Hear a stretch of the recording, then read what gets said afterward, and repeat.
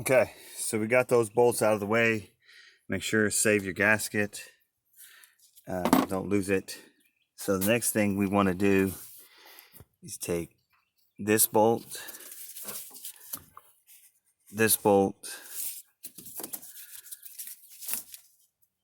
this bolt that goes to the alternator, and this bolt.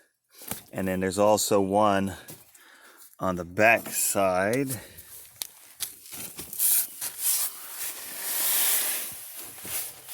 Under here.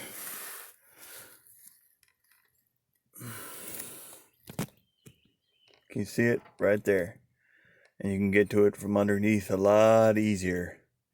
What I would do is take the tension off the belt, loosen the two bolts, this one first, and then the top one for the alternator.